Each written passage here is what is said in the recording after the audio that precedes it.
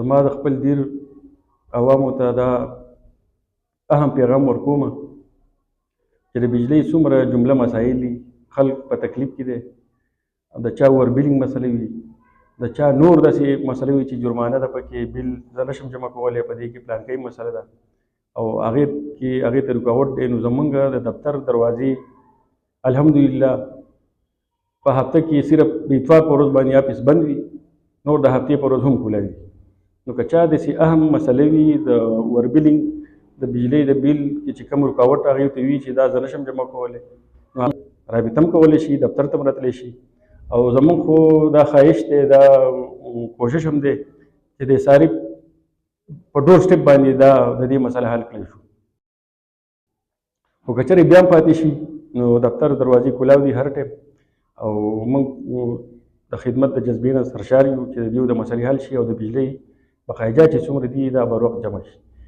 بقایجات چې جمع شي نو یو خو د دې دا فایده ده چې عوامو ته به لوډ شیډینګ بالکل زیرو شي، 24 اور به ورته بجلي میلاوي.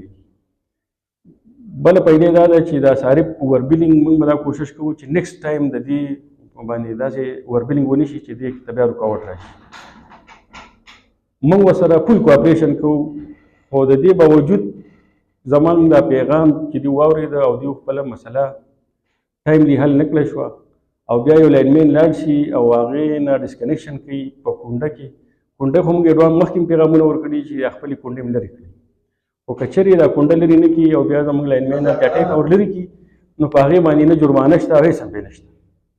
خو که چېرې بیا لکه ټاسک فورس لاړ شي او په هغه ریډ هینډ یې ونیسي نو هغه تصویران هم باسي، ویډیو هم کوي او بیا په هغې باندې باري جرمانه هم عاید کېږي، ایف آی آر هم کېږي. نو د دې مشکلاتو نه زه خپل عوامو ته دا درخواست کوم، دا هم پیغام ورکوم چې دا د ځانه لرې کړي. نو د دې سره به دا لوډ شیډینګ بالکل زیرو ته راشي او سهولت د دیر چې کوم دی نو دا د بجلۍ په مد کې به ډېر شته. او ګرمي هم را روانه ده نو لوډ شیډینګ بیا برداشت هم ګران وي. نو موږ دا کوشش کوو چې د لوډ شیډینګ فري خپل علاقه لوډ شیډینګ فري جوړه کړو.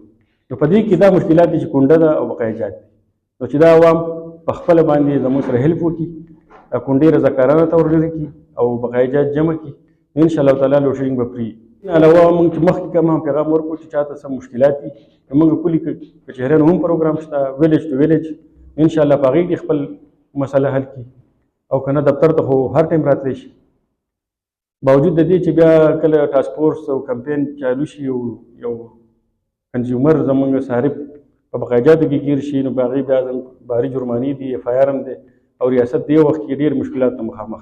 په هغې کې خو بیا بیخي ګنجایش نشته. په هغې کې چې کله 462 آی یو دفعه نو په هغې کې بیا اړو ګنجایش نشته. نن یو صارف دغه شانتې کې شر کړی دی 186 189 په دفعه کې ګیر شوی دی. یو وکیل صاحب زما سره رابطه هم وکړه، نو ما ویل چې اوس په دې کې لکه یو لاینمین دی، مسافر دی، د بلې ضلعې نه راځي او دلته د خلکو خدمت کوي او هغې کې زموږ د دیر خلک د هغې څه یا شر فساد کوي، نو دا لکه ښه خبره نه ده.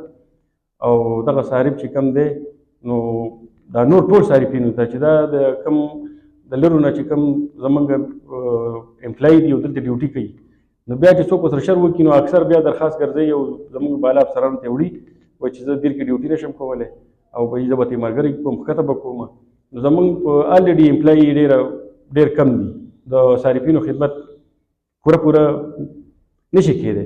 نو به هر حال تاسو زما د اهم پیغام واورېدو، چونکې زما تعلق هم د دیر خاورې سره دی، نو زه دا غواړم چې زموږ د دیر عوامو موږ ښه برپور خدمت وکړو او د دیر یو کس ته هم داسې څه مشکل دا نشي چې روابطې هغې ته شکایت موقع ورنه کړو. خو که بیا هم لکه داسې څه مسلې زموږ سره رابطه هم کولی شي، خو باوجود د دې چې دې صارف لکه بیا ریډ هینډ لکه ونیوی شي، هغې کې بیا د رعایت مستحق بنوي.